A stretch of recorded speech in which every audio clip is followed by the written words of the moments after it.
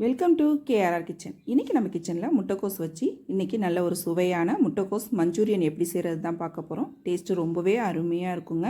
செய்கிறதும் பார்த்திங்கன்னா ரொம்ப ஈஸியாக செஞ்சிடலாம். வீட்டில் இருக்கக்கூடிய பொருட்களை வச்சு எப்படி செய்கிறதுன்னு நம்ம வீடியோக்குள்ளே போய் பார்ப்போம். அதுக்கு முன்னாடி நம்ம சேனலில் இப்போ தான் ஃபஸ்ட் டைம் பார்க்குறீங்கன்னா சப்ஸ்கிரைப் பண்ணி வச்சுக்கோங்க. கூடவே பெல் சிம்பிள் ப்ரெஸ் பண்ணி ஆல்கிற ஆப்ஷனையும் ப்ரெஸ் பண்ணி வச்சுக்கோங்க. அப்போ தான் நான் போகிற வீடியோஸ் எல்லாம் உங்களுக்கு தொடர்ந்து நோட்டிஃபிகேஷனில் ஒன்றுக்கு கிடச்சிக்கிட்டு இருக்கும். இப்போ வாங்க இந்த முட்டைக்கோஸ் மஞ்சூரியன் எப்படி செய்கிறதுன்னு பார்த்துடலாம். இன்றைக்கி முட்டைக்கோஸ் மஞ்சூரியன் செய்கிறதுக்கு பார்த்திங்கன்னா 1/2 கிலோ அளவுக்கு முட்டைக்கோஸ் எடுத்து நல்லா கழுவிட்டு இது போல் பொடுசாக கட் பண்ணி வச்சுருக்கேன். நல்லா நைஸாக எந்த அளவுக்கு உங்களுக்கு பொடுசாக கட் பண்ண முடியுமோ அந்த அளவுக்கு நல்லா நைஸாக கட் பண்ணி எடுத்துக்குங்க. இப்போ கட் பண்ணதை ஒரு பாத்திரத்தில் மாற்றிக்கிறேன்.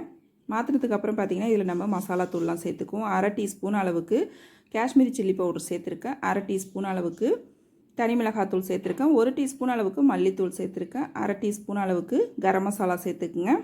1/2 டீஸ்பூன் அளவுக்கு ஜீரகத்தூள் சேர்த்துக்கிறேன். 1/2 டீஸ்பூன் அளவுக்கு மஞ்சள் தூள். இது கூடவே பார்த்திங்கன்னா ஒரு 2 டீஸ்பூன் அளவுக்கு இஞ்சி பூண்டு பேஸ்ட்டு சேர்த்துக்கிறேன். அப்புறம் இது கூடவே பார்த்திங்கன்னா 2 டேபிள் ஸ்பூன் அளவுக்கு கார்ன்ஃப்ளவர் மாவு சேர்த்துக்கிறேன். 2 டேபிள் ஸ்பூன் அளவுக்கு மைதா மாவு சேர்த்துக்கிறேன். இப்போ எல்லா பொருளும் சேர்த்ததுக்கு அப்புறம் பார்த்திங்கன்னா நல்லா ஒத்தாப்பில் நம்ம ஒன்று கலந்து எடுத்துக்கணும். இதுக்கு தேவையான அளவு உப்பும் இதிலே சேர்த்துக்கிறேன். சேர்த்து நல்லா கலந்துக்குங்க. தண்ணி எதுவும் நம்ம இதில் சேர்க்க வேண்டியில்லை. நம்ம முட்டைக்கோஸ்லேருந்தே பார்த்திங்கன்னா தண்ணி விட்டு வரும் மசாலா சேர்த்ததுக்கப்புறம். அந்த தண்ணியை அட்ஜஸ்ட் பண்ணுற மாதிரி நம்ம மாவு சேர்த்து கலந்துக்கணும். நல்லா இது போல் கையை வச்சு கலந்து கொடுத்துக்கிட்டே இருங்க. இப்போ பார்த்திங்கன்னா தெரியும் நல்லா இலக்கம் கொடுத்து வந்திருக்கு பாருங்கள். இதில் நம்ம உருண்டை பிடிச்சி பார்க்கணும். நல்லா பிடிக்க வந்துச்சு அப்படின்னா நீங்கள் அப்படியே நம்ம உருண்டை பிடிச்சிக்கலாம். பிடிக்க வரல இதேமாரியே அப்படின்னாக்கா நீங்கள் இன்னும் கொஞ்சம் மைதா மாவு அப்படி இல்லைன்னா கார்ன்ஃப்ளவர் மாவு சேர்த்து மாவை கொஞ்சம் திக்காக்கிக்கிங்க. அப்போ தான் நமக்கு உருண்டை பிடிக்கிறதுக்கு வரும். இப்போ ரெடி பண்ணி எடுத்துக்கிட்டேன். சின்ன சின்ன உருண்டைகளாக உருட்டி எடுத்துக்கிறேன். இதே போல் எல்லாத்தையும் நம்ம சின்ன சின்ன பால்ஸாக ரெடி பண்ணி எடுத்துக்குவோம்.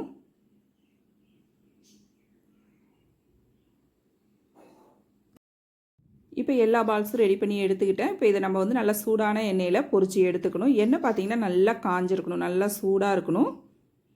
எண்ணெய் நல்லா காஞ்சதுக்கப்புறம் இதில் எந்த அளவுக்கு கொள்ளுமோ அந்த அளவுக்கு சேர்த்துக்குங்க. சேர்த்து அடுப்பை மீடியம் ஃப்ளேமில் வச்சு தான் இதை நீங்கள் பொரிச்சு எடுக்கணும். அப்போ தான் உள்ளேயும் நல்லா வெந்து வரும், வெளியிலையும் நல்லா கிறிஸ்பியாக இருக்கும். மிதமான தீயில் நல்லா 2 பக்கமும் திருப்பி போட்டு வேக வச்சு எடுத்துக்குவோம். ஒரு லைட் ப்ரௌனாக மாறுற வரைக்கும் இதை நல்லா மிதமான தீயில் வேக வச்சு எடுத்துக்குங்க. இப்போ எல்லாம் நல்லா வெந்துருச்சு. இதை ஒரு பாத்திரத்துக்கு மாற்றிக்கிறேன். இதே போல் மீதம் இருக்கிற பால்ஸ் எல்லாத்தையும் நம்ம பொரிச்சு எடுத்துக்குவோம். அதுக்கப்புறம் நம்ம மஞ்சூரியன் எப்படி செய்கிறதுன்னு பார்ப்போம்.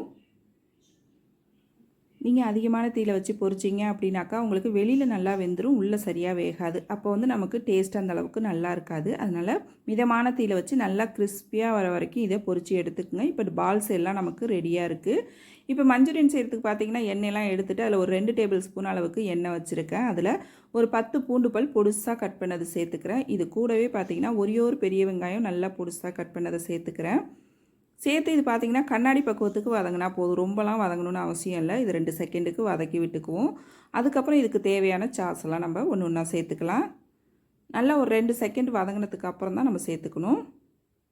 இப்போ நல்லா வதங்கிடுச்சு. இதில் பார்த்திங்கன்னா 1 டேபிள் ஸ்பூன் அளவுக்கு ரெட் சில்லி சாஸ் சேர்த்துக்கிறேன். 1 டேபிள் ஸ்பூன் அளவுக்கு க்ரீன் சில்லி சாஸ் சேர்த்துக்கிறேன். 1 டேபிள் ஸ்பூன் அளவுக்கு சோயா சாஸ் சேர்த்துக்கிறேன். 3 டேபிள் ஸ்பூன் அளவுக்கு டொமேட்டோ கெச்சப் சேர்த்துக்கிறேன். அப்புறம் ஒரு அரை டீஸ்பூன் அளவுக்கு உப்பும் சேர்த்துக்கிறேன். 1 டீஸ்பூன் அளவுக்கு சீனி சேர்த்துக்குங்க. சேர்க்கும் போது டேஸ்ட்டு ரொம்பவே நல்லாயிருக்கும். நமக்கு கடைகள்லாம் கிடைக்கிற மாதிரி டேஸ்ட்டு ரொம்ப அருமையாக இருக்கும். எல்லாம் சேர்த்ததுக்கப்புறம் நல்லா ஒத்தாப்பில் ஒன்று கலந்து விட்டுக்குங்க. கலந்து விட்டதுக்கப்புறம் பார்த்திங்கன்னா 2 டேபிள் ஸ்பூன் அளவுக்கு சோள மாவு கலந்து எடுத்து வச்சுருக்கேன். அதை இதில் சேர்த்துக்கும். சோள மாவு கலந்தோடனே பார்த்திங்கன்னா நல்லா திக்காகும். அதனால் அடுப்பு தீயை ஃபுல்லாக குறைச்சிட்டு தண்ணியும் இன்னும் கொஞ்சம் சேர்த்துக்கிறேன். சேர்த்து நல்லா கலந்து விடுங்க. ஒரு திக்கான பதத்துக்கு கிரேவி மாதிரி நமக்கு ரெடியாகி வரும். ஒரு 2 செகண்ட் மட்டும் கொதிக்க வச்சோம்னா போதும். அந்த சோள மாவு அது கூடவே நான் அந்த சாசையெல்லாம் நல்லா கலந்து இந்த பக்குவத்துக்கு வரும். இந்த ஸ்டேஜில் நம்ம என்ன பண்ணால் ஒரு 1/2 டீஸ்பூன் அளவுக்கு மிளகுத்தூள் சேர்த்துக்கிறேன். சேர்த்து நல்லா கலந்து விட்டுட்டு நம்ம பொரிச்சு வச்சுருக்க பால்ஸை இதில் சேர்த்துக்கணும். உங்களுக்கு ரொம்ப திக்காக இருக்கிற மாதிரி இருந்துச்சு அப்படின்னு நினச்சிங்கன்னா கொஞ்சமாக தண்ணி கூட சேர்த்து தளர்வாக வச்சுக்கோங்க. தளர்வான பக்குவத்தில் இருக்கும் போது தான் பார்த்திங்கன்னா அந்த பால்ஸுக்குள்ளே இந்த சாஸ்லாம் நல்லா உறிஞ்சி டேஸ்ட்டு ரொம்ப அருமையாக இருக்கும். நல்லா இது போல் கலந்து விட்டுக்குங்க ஒரு 2 செகண்ட் மட்டும். கடைசியாக அதில் கொத்தமல்லி தழை தூவிப்போம்.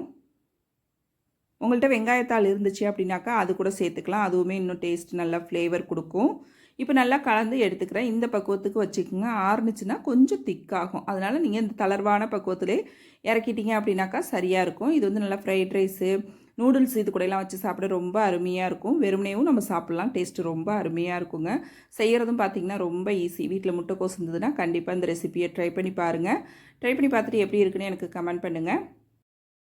இதே போல் நம்ம சேனலில் பார்த்தீங்கன்னா சிக்கன் நூடுல்ஸு, சிக்கன் ரைஸு, அப்புறம் பார்த்தீங்கன்னா சில்லி சிக்கன், இது போல் நிறைய சைனீஸ் ரெசிபியும் வீடியோ போட்டிருக்கேன். அதோட லிங்க் எல்லாம் நான் உங்களுக்கு டிஸ்கிரிப்ஷனில் கொடுக்குறேன். தேவைப்படுறவங்க செக் பண்ணிக்கோங்க.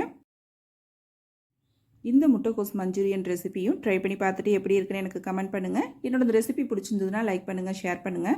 மறக்காமல் நம்ம KRR கிச்சனை சப்ஸ்கிரைப் பண்ணி வச்சுக்கோங்க. நாளைக்கு வேற ஒரு ரெசிபியோடு சந்திப்போம். தேங்க்ஸ் ஃபார் வாட்சிங்.